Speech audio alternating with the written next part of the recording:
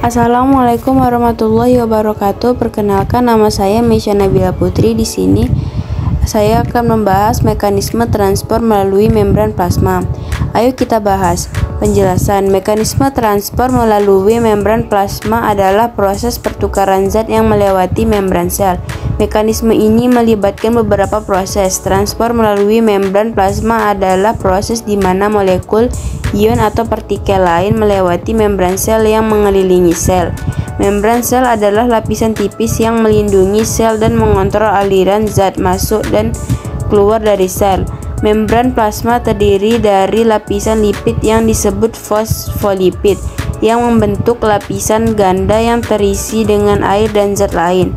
Ada beberapa mekanisme yang terlibat dalam transport melalui membran plasma. Proses transport. 1. Transport aktif. Proses ini memerlukan energi untuk memindahkan zat melawan gradien konsentrasi atau elektrokimia. Protein transport aktif yang disebut pompa bekerja melawan gradien elektrokimia. 2. Transport pasif. Proses ini tidak memerlukan energi. Contoh transport pasif adalah difusi dan osmosis. Proses 1. Difusi ini adalah proses di mana molekul atau ion bergerak dari konsentrasi tinggi ke konsentrasi rendah melalui membran sel.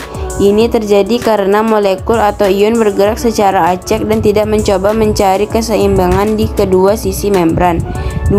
Osmosis. Ini adalah bentuk difusi di mana molekul air bergerak melalui membran sel yang dari konsentrasi rendah ke konsentrasi tinggi. Ini disebabkan sel menjadi penuh air atau kekeringan, tergantung pada kondisi di luar sel.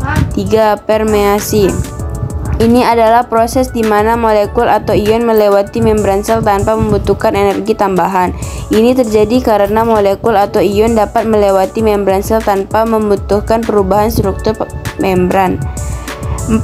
Permeabilisasi. Ini adalah proses di mana membran sel menjadi permeabel, memungkinkan molekul atau ion melewati membran sel dengan lebih mudah. Ini dapat terjadi karena perubahan kondisi di luar sel, seperti perubahan suhu atau pH.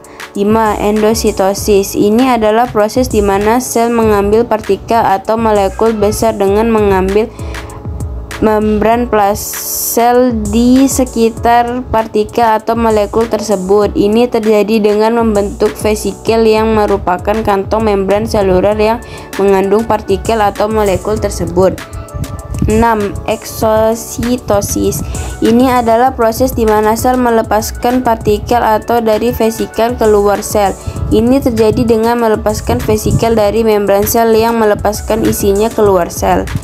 Gambar 1. Gambar 2. Tabel perbedaan. Transportasi aktif memerlukan energi seluler sangat efektif, terjadi dalam suatu arah, dipengaruhi oleh suhu, proses cepat, memerlukan protein pembawa.